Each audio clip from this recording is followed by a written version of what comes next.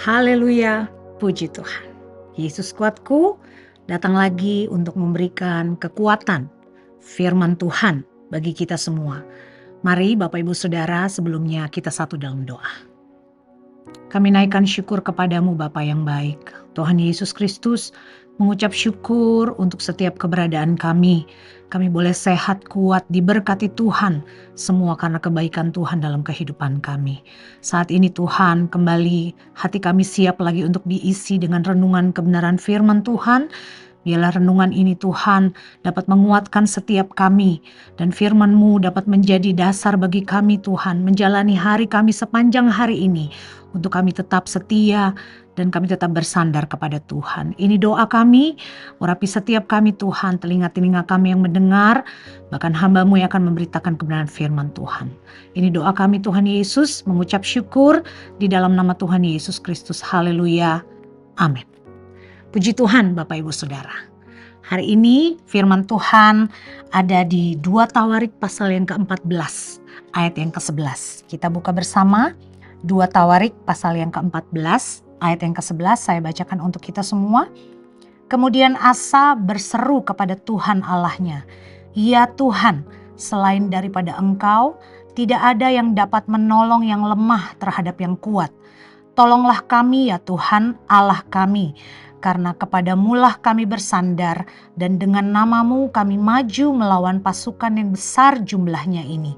Ya Tuhan, Engkaulah Allah kami. Jangan biarkan seorang manusia mempunyai kekuatan untuk melawan Engkau." Puji Tuhan, kita sudah baca ayat pokok kita pada hari ini di 2 Tawarik pasal yang ke-14 ayat yang ke-11.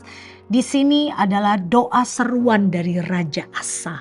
Raja Asa, seorang raja Yehuda yang benar di mata Tuhan. Di ayat-ayat pertama di pasal yang ke-14 di sini, Alkitab mengatakan bahwa Asa melakukan apa yang benar di hadapan Tuhan. Dia menyembah Tuhan, Allah yang benar, Allahnya Daud, Allahnya nenek moyangnya Israel.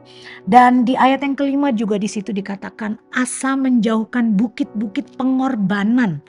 Bahkan di kitab yang lain di situ dikatakan Asa memecat neneknya yang adalah Ibu Suri. Karena Ibu Suri itu tidak percaya kepada Tuhan. Asa membawa seluruh Yehuda pada saat itu menyembah Allah yang benar. Dan di ayat yang tadi kita baca adalah doa seruan dari Raja Asa. Karena Yehuda saat itu ingin berperang melawan negara Ethiopia. Ada bangsa Ethiopia yang melawan Yehuda. Dikatakan bahwa Ethiopia ingin menghadapi Raja Asa. Asa itu mempunyai pasukan yang besar Bapak Ibu Saudara. Asa mempunyai perlengkapan perang yang tidak sedikit, tapi kita sudah baca bahwa Asa mencari Tuhan, bahwa Raja Asa berseru kepada Allah, "Ya Tuhan, selain daripada Engkau tidak ada yang dapat menolong kami." Raja Asa mempunyai pengalaman yang baik dengan Allahnya. Dia menyembah Tuhan yang benar. Raja Asa percaya bahwa hanya Allah satu-satunya yang dapat menolongnya. Bukan kemampuan berperang Yehuda saat itu, tapi Raja Asa percaya bahwa hanya Tuhan, hanya Allah saja yang dapat menolong dia. Asa itu memberi kemuliaan kepada Allah, bahwa Asa menyembah Tuhan. Di situ dikatakan, "Ya Tuhan, Allah kami."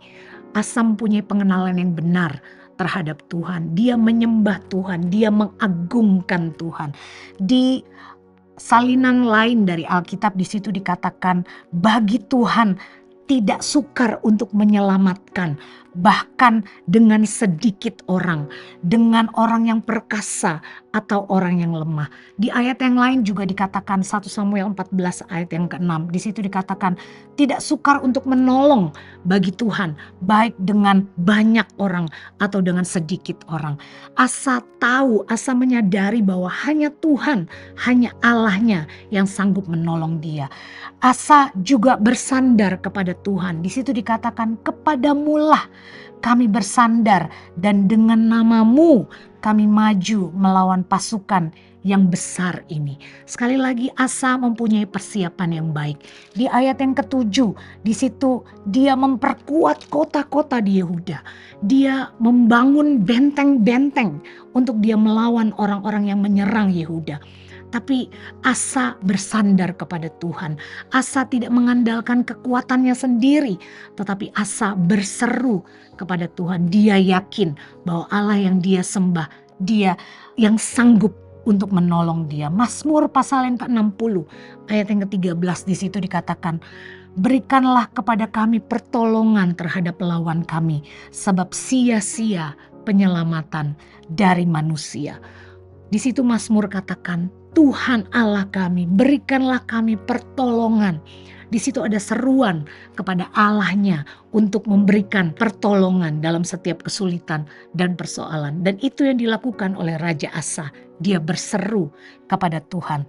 Lalu yang bagian yang terakhir di situ dikatakan, jangan biarkan seorang manusia mempunyai kekuatan untuk melawan engkau. Di sini saya mau katakan bahwa Asa membawa kepentingannya menjadi kepentingannya Tuhan. Asa bukan mengambil tanggung jawab untuk membawa Yehuda memenangi peperangan tersebut, tetapi dia meletakkan tanggung jawabnya itu kepada Tuhannya, kepada Allahnya. Dia katakan, Tuhan, jangan biarkan manusia mempunyai kekuatan untuk melawan engkau. Jadi dia mau katakan bahwa Ethiopia saat itu berperang bukan melawan Yehuda, tetapi melawan Tuhan, tetapi melawan Allah. Dan baiklah kita, Bapak Ibu Saudara, kita mau katakan kepada setiap persoalan kita, setiap pergumulan kita, bahwa sesungguhnya pergumulan itu bukan ada di tangan kita, tapi kita mau serahkan itu semua ke tangan Tuhan, supaya Allah yang berperang ganti kita, sama seperti Raja Asa. Jangan biarkan ada kekuatan yang lebih besar untuk berperang melawan Tuhan. Haleluya. Kalau kita berdoa Bapak Ibu Saudara, kita memohon pertolongan kepada Tuhan, bukan berarti jawaban doa itu harus langsung kita terima.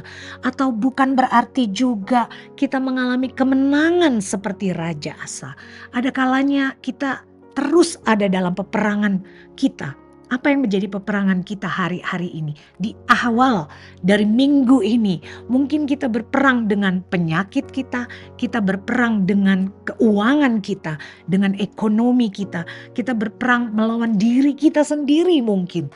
Tapi biarlah kita dapat katakan bahwa satu-satunya yang dapat tolong kita, satu-satunya yang dapat menolong persoalan pergumulan kita hanya Tuhan. Mazmur 121 ayat yang kedua di situ dikatakan, pertolonganku ialah dari Tuhan yang menjadikan langit dan bumi. Bahkan kita mau katakan bahwa tidak ada Allah lain selain Allah yang kita sembah. Sama seperti yang Asa katakan, ya Tuhan Allah kami. Dia tahu kepada siapa dia menyembah. Di Yesaya pasal 44 ayat yang ke-6.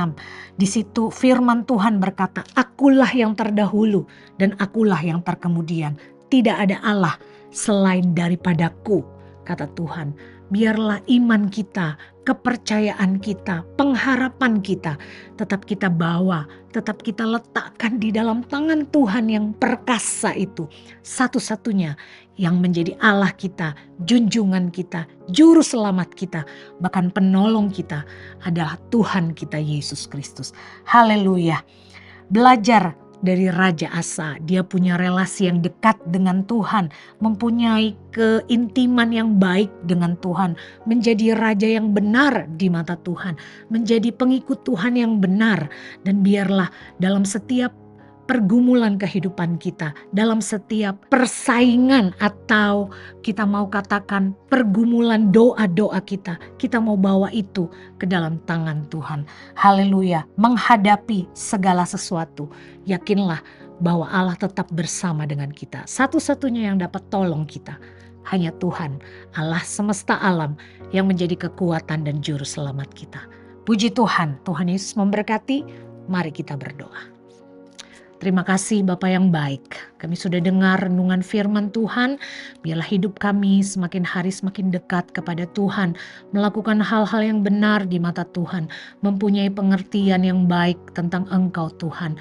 Hidup kami melekat kepada Tuhan dan kami percaya bahwa setiap persoalan pergumulan kami, hanya Engkaulah Tuhan satu-satunya yang dapat menjadi jawaban kami, penolong dalam kehidupan kami. Terima kasih Bapa dalam sorga, kami serahkan seluruh kehidupan kami sepanjang hari ini di dalam tangan Tuhan, supaya kehidupan kami hari lepas hari menjadi semakin hari semakin berkenan di hadapan Tuhan. Ini doa kami Tuhan, mengucap syukur di dalam nama Tuhan kami Yesus Kristus. Haleluya. Amin. Puji Tuhan, bersama Yesus aku kuat.